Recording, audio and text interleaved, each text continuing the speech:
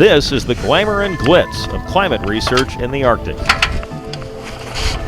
It's the daily task of monitoring and maintaining equipment in a harsh environment.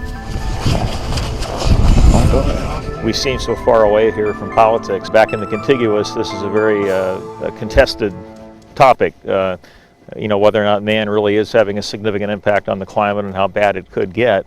Alaska is a state that a lot of the economy is dependent on fossil fuel production, and so you have that same balance, maybe for different reasons in Alaska. It's where it can be a highly politicized debate, and people have very strong emotions about it. There is a polar divide when it comes to climate change. Is climate change a fact? Mr. Harris? No. Ms. Grant? No.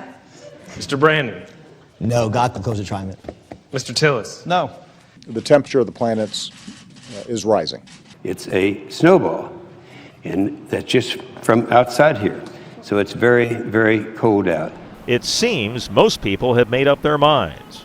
Whether or not the countries actually become polarized in these ways, and political issues and scientific issues and everything else, is a little bit messy. Certainly some of the research that I've done has shown that the more often we talk to people who are like-minded, who share our common viewpoint, then the more extreme our viewpoint becomes. Dr. Andrew Binder is an assistant professor at NC State University. He studies how controversial science is communicated to the public. He explains it's easy to filter out opposing viewpoints by selecting only like-minded people in social media and social circles. With the advent of social media and internet blogs, 24-hour news channels, and so forth, it seems to me like everybody has become an expert now, that everybody has a bully pulpit, and that in some cases the truly credentialed people in a given field are sometimes drowned out. I definitely agree that that's an issue. I mean, I think that it's very much kind of the loudest voice is what's winning out. And for many, that loudest voice comes from above, and that voice is in conflict with science. But do science and religion need to be at war? Evolution created this sense among some people that human beings are not unique, right? We're descended from apes, monkeys, what have you, and therefore we're not made in the image of God, right? And that's a very serious concern that people have. And so science is now sort of cast to have given us this kind of view, which is highly objectionable to many Christians. Dr. Norman Wurzba is a professor of theology and ecology at Duke University.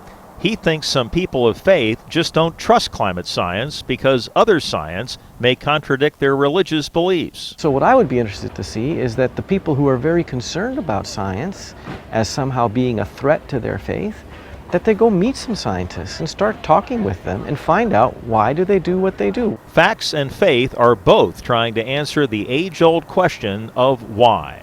I want to start the story with the story of a very early climate scientist. This theory of climate change goes back more than a century. But he predicted that it would happen. And carbon dioxide did go up demonstrably. The measurements are very good, going back a long, long time. And you can't blame that on computer modeling. Really, really ingenious stuff. Of course, there weren't any computers back then. And so as scientists, we have a duty to try to understand as best we can what is going on and what the causes are and what the implications are for the future.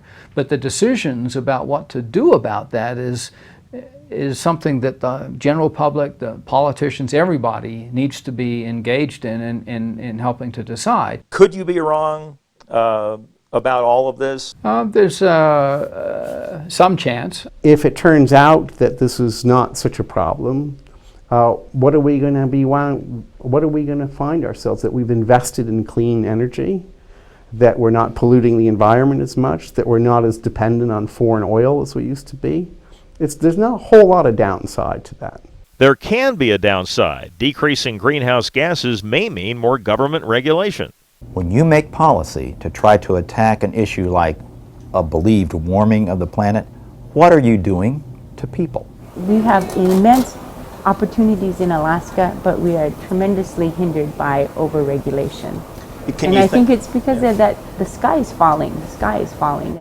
Personally, I feel we have a moral obligation to try to leave a better Earth for future generations. And that's not a cliche for you. No. In a moment, some final thoughts about climate change.